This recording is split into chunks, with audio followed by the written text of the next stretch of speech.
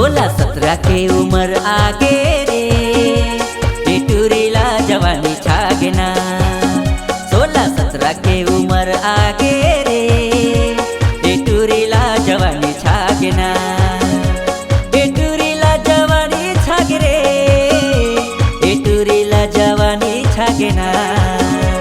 टिटूरीला जवानी छागे रे, टिटूरीला जवानी छागेना। 16-17 के उम्र आगे रे, टिटूरीला जवानी छागेना। 16-17 के उम्र आगे रे, टिटूरीला जवानी छागेना।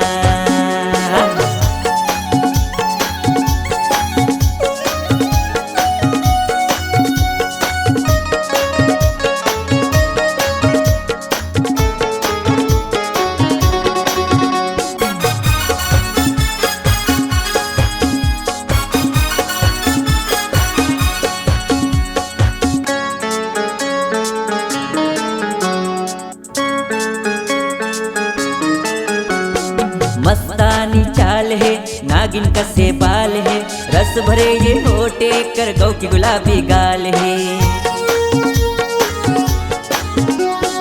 मस्तानी चाल है, नागिन कसे बाल है, रस भरे ये होठे कर गौ की गुलाबी गाल है। हिरनी कस है आखी कर, हिरनी कस है आखी कर, तन कर गदरागे गदरागे गदरागे। टिटूरीला आहा, टिटूरीला ओहो, टिटूरीला जवानी छागेना। 16-17 के उम्र आगे रे, टिटूरीला जवानी छागेना।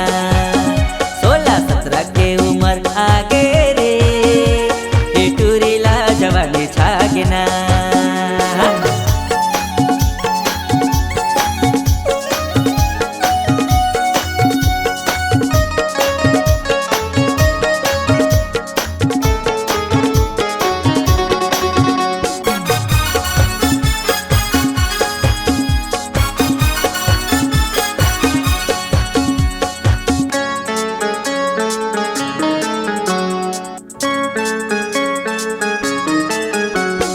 मटक मटक के रेंगना एकर दीवाना बनाते, पल्लू ला सरका के हबे नीला झूलाथे। मटक मटक के रेंगना एकर दीवाना बनाते, पल्लू ला सरका के हबे नीला झूलाथे। रानी एला बना ले मैं, रानी एला बना ले मैं, मनमा मोर आगे आगे मोर आगे। टिटूरीला आहा, टिटूरी के ओहो, टिटूरी के जवानी छागेना। 16-17 के उम्र आगे रे, टिटूरीला जवानी छागेना।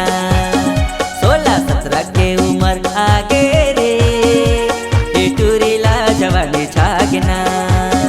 16-17 के उम्र आगे रे, टिटूरी के जवानी छागेना।